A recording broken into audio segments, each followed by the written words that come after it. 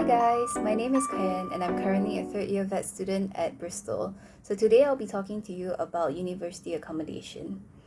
So accommodation is basically split into two different types, so uni accommodation and private accommodation.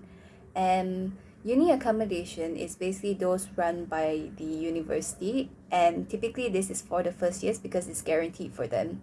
In your later years, you can actually still apply for uni accommodation, but because it's not guaranteed, so most do tend to opt for private rented accommodation, and also it does usually tend to be cheaper.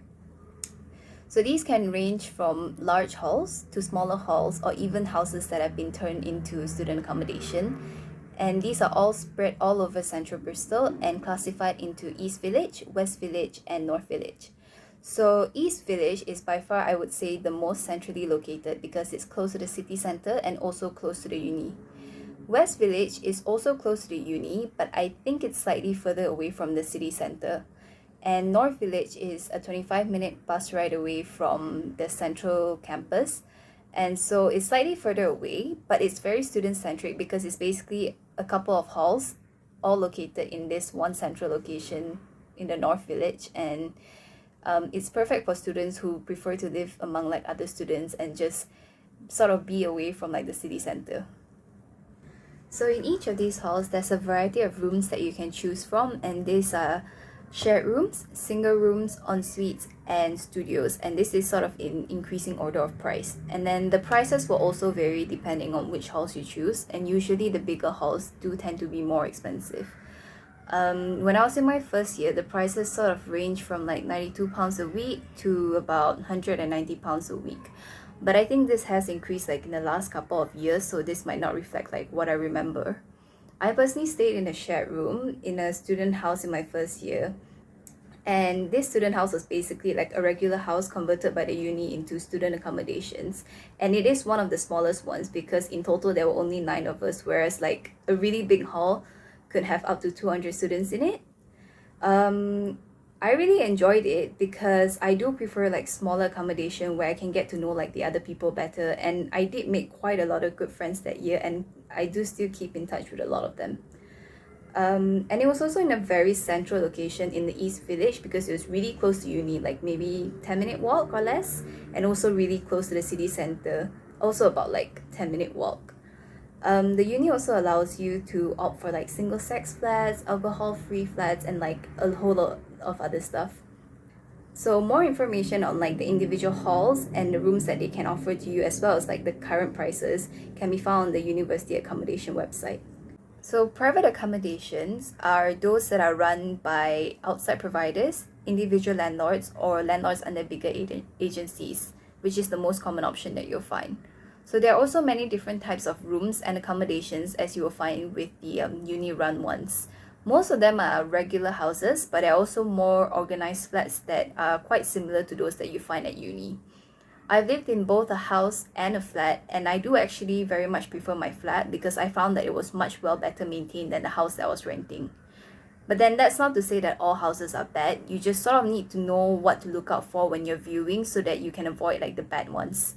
So in this next part, I'll just share some tips on what to look for when you're viewing a house based on my own experience.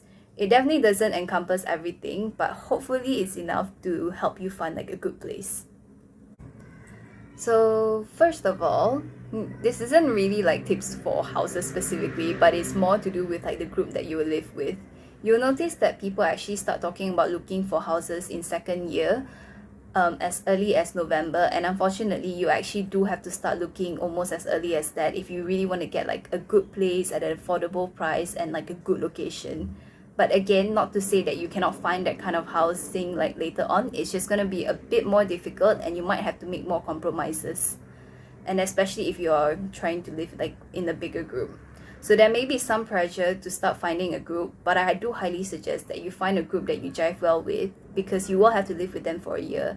And if you find out like halfway that you don't really, sort of mix well with them, then it might become a bit of a problem. Secondly, agencies. So as I said earlier, like most places are actually managed by agencies, and it is actually quite important to find like a good agency because most of the time they are the ones dealing with your maintenance problems. So if you don't find a good one, it might become a problem later on when things start to break down, or you need things or if you need them to come in and fix some stuff. So the most common agencies that you hear of are like Berkeley, also known as BPM, Diggs, Purple Frog, and there are many more. I do personally recommend BPM over the others, as they are pretty on it with like maintenance complaints and are more responsive to any emails that we send to them about any issues. Thirdly, location. So private accommodation can be found all over Bristol, so I would really recommend checking out the distance between any potential places and your main uni building. From my personal experience, 25 minutes walk on paper sounds really close by, but when you combine that with like a school bag, rain, traffic, and the hills of Bristol, it becomes so much longer. And unless you have a bus pass, which you do actually get free with your uni accommodation but not with private accommodation, then maybe living further away is slightly okay. But to be honest, most of the buses are not really on time, so I wouldn't recommend relying on these if you're rushing to classes. So lastly, what to look for when viewing any property. This is what I picked up from my own personal experience over the past couple of years renting private accommodation. So stuff I always look out for is whether the house has a mold problem, especially in the toilets. And if there is actually a problem, will the agency or the landlord deal with it before you move in?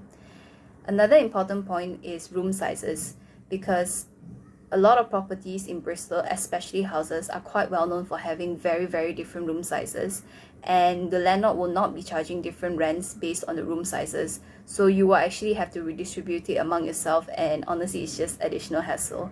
Although some people do actually prefer bigger rooms, so they don't mind paying a bit more.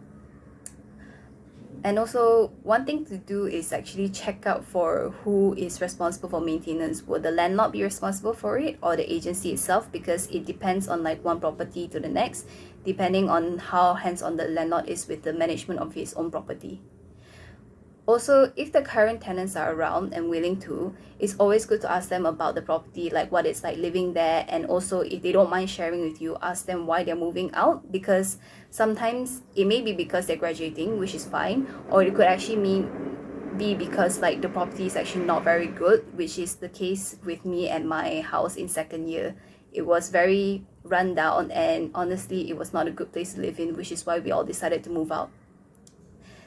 Lastly, one of the things that you should check is whether bills are included with the rent or not, because if it's not, then you actually have to set it out with the respective providers by yourself.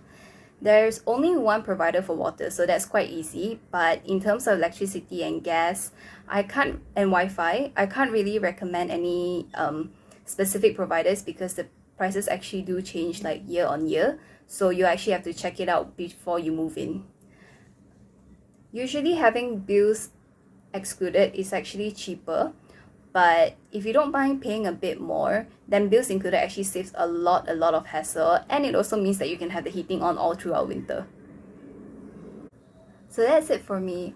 I hope that all these tips help you to find the best accommodation that will fit your needs. A lot of people tend not to spend too much time thinking when it comes to looking for a place, because you sort of just think, oh yeah, it's a place just for me to eat and sleep and that's it, and that's sort of really the kind of mentality that I had.